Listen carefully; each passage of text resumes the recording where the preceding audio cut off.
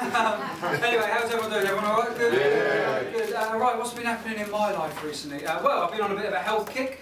When I say health kick, I don't mean one of these New Year's resolutions that everyone has that lasts about as long as Michael J. Fox in an egg and spoon race. I mean a genuine health kick, to the point actually where I've now lost in total about 4.5 stone, genuinely. Thank you very much. Yeah, it's been a bit of a shock to me. I always assumed that the biggest weight loss in my life would be when I inevitably lost a foot to diabetes, but obviously I went down the non-amputee route, which is obviously preferable, but basically I needed to lose weight. I was fat, I was really fat. I mean, to give you an idea, right, when we used to go to parties, me and my mates used to have this party game where you used to see how many Pringles you could fit into your mouth in one go. The record was about 26, you might have tried it before. I was the world champion at it, to the point where we had to invent a rule where when we played, everyone else would use Pringles, I would have to use mini quiches. And to give you an idea even more of how fat I was, I came up with a mini quiche rule. But no, I needed to lose weight, but the problem was I had a girlfriend, and you get comfortable, don't you? And more importantly than that, I had a hot girlfriend. And then, more importantly than that, I had a hot girlfriend who was willing to have sex with me. Now, my best quality in a girl is willingness anyway, but you chuck in the fact that she's hot and you're onto a winner straight away, right? So there was no reason for me to want to lose weight. I'd wake up on a Saturday morning and I think, right, I've got two choices here. I could get up and maybe have a banana, go for a run, then maybe have a salad for lunch, and then a nice healthy chicken and veg dinner. And then, who knows, maybe some sit-ups, some push-ups, and then retire to the bedroom and have some lovely sex with my girlfriend.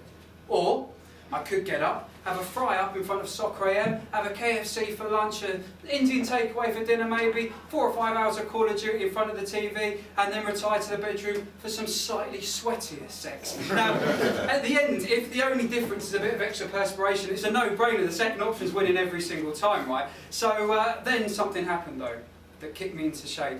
She dumped me.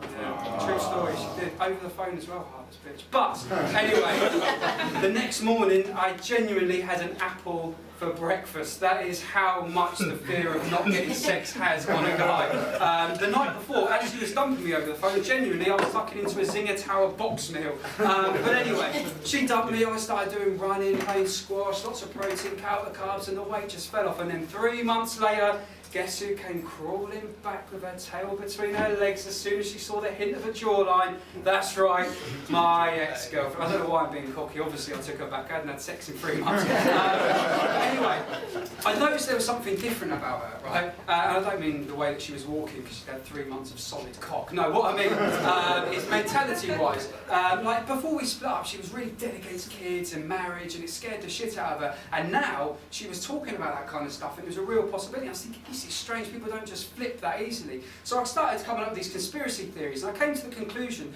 that basically she had masterminded the whole breakup just to get me to lose weight.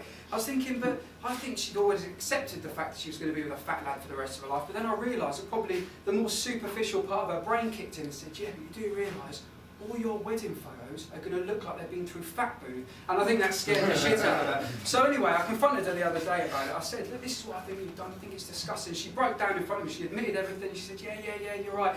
But then she said something that was so brilliant that I just had no comeback, I couldn't argue it. She looked me straight in the eye and she said, Andy, yes, all right, before we broke up, I really wanted you to get down on one knee, but I couldn't let you do it until I knew that you were going to be able to get back up. Anyway, I've been Andy Gibbins, thank you very much.